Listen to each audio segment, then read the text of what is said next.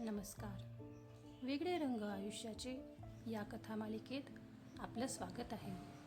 कथा आवडल्यास सबस्क्राईब करायला विसरू नका.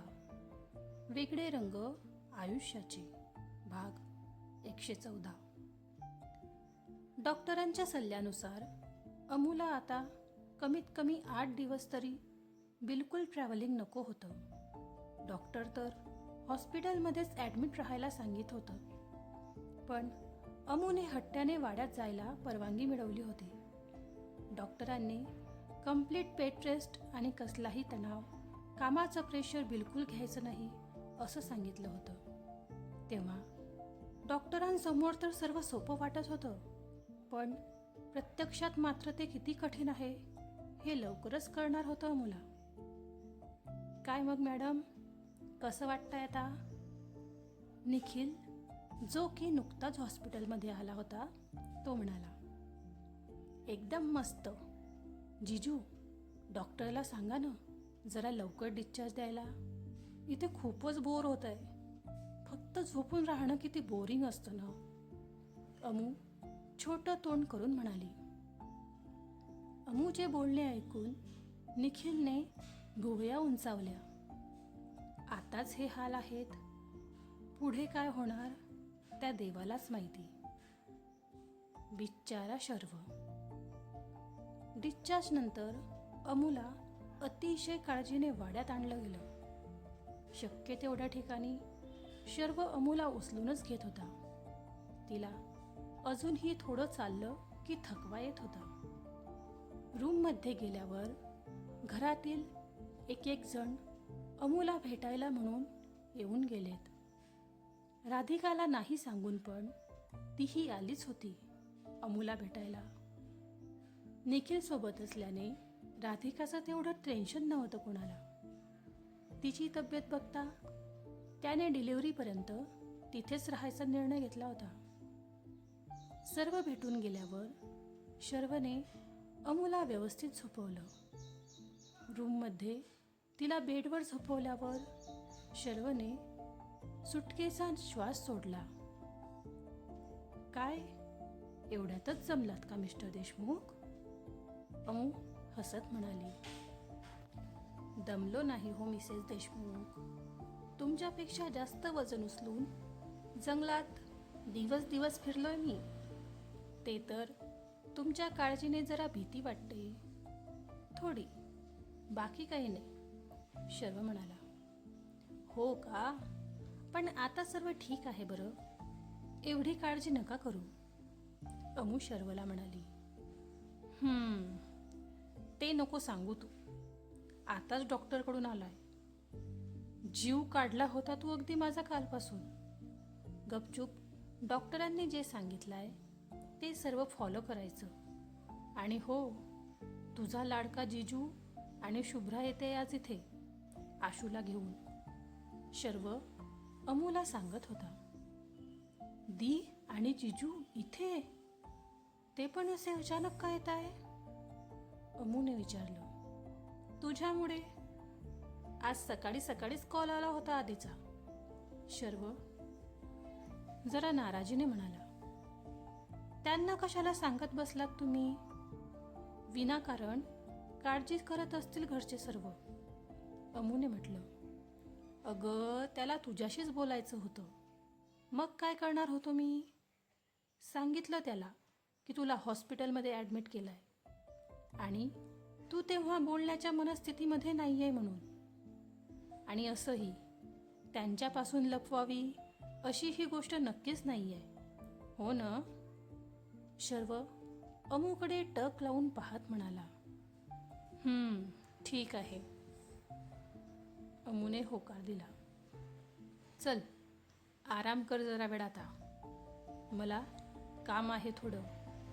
अजून कोणी तुला भेटायला आलं की डिस्टर्ब होईल. त्याआधी आराम कर जरा. त्यात आता तुझा लाडका जिजू आला ना की बघ मलाच बोलणार तो. भाई, तू काळजी नाही घेतली माझ्या पिल्लूची. शर्व आधीसारखा बोलत म्हणाला. काही बोलणार नाही जिजू. आणि लेटूनच तर आहे मी. अजून काय वेगळा आराम करणार आहे? अमू स्वतःशीच बडबडत म्हणाली. शर्वने तिच्याकडे दुर्लक्ष केलं आणि तो त्याच्या कामाकडे लक्ष देऊ लागला. असाच काही वेळ गेला न गेला तोच आदी आणि शुभ्रा वाड्यात आलेत. वाड्यात आदी आणि शुभ्राचं पण जंगी स्वागत झालं. ते पहिल्यांदाच वाड्यात आले होते, त्यामुळे त्यांना जरा अवघडल्यासारखं वाटत होतं. आशू पण नवीन जागा पाहून सगळीकडे टकामका बघत होता. सारिकाने शुभ्रा आणि आदीचा अगदी छान पाहुणचार केला.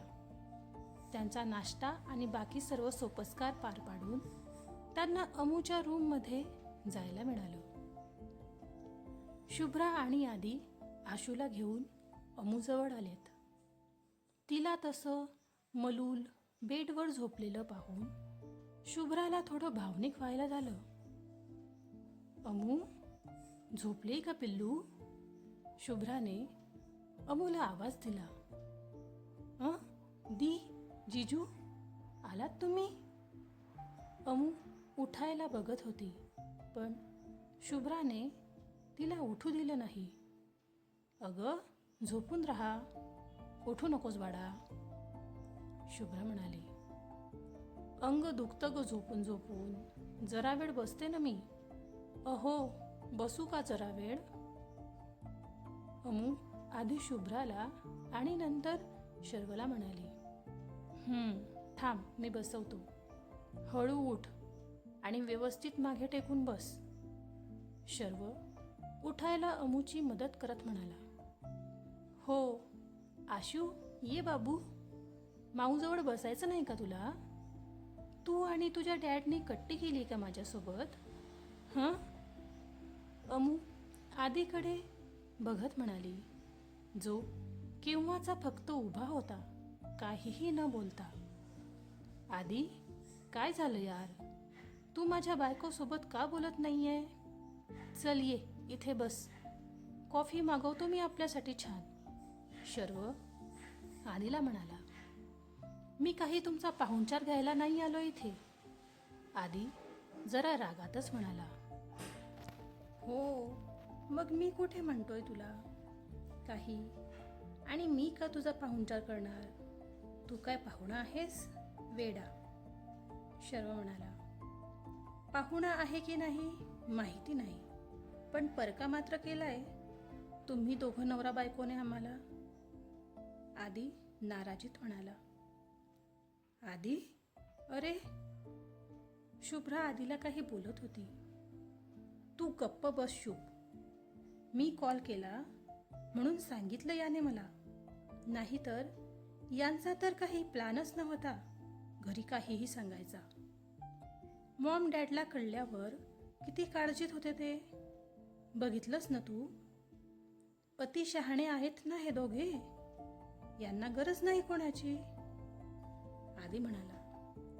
जीजू, तुम्ही नका ना चिडू. मला माझे नेहमीचे कूल जीजू आवडतात. हे असं चिडचिड करायचं कॉन्ट्रॅक्ट तर तुमच्या या चिडक्या भाईला दिलाय. अमू म्हणाली.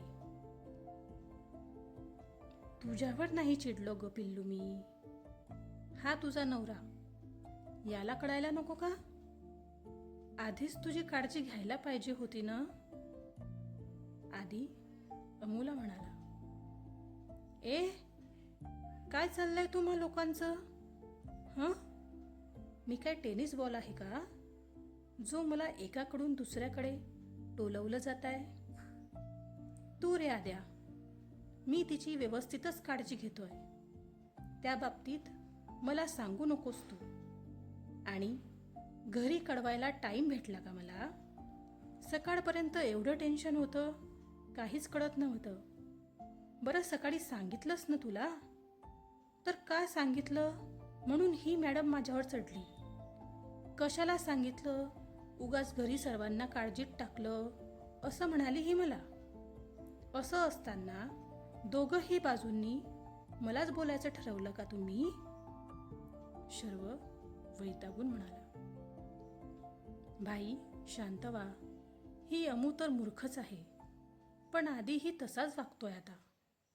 तुम्हा दोघांना कळत नाहीये का भाई किती काळजीत असतील ते?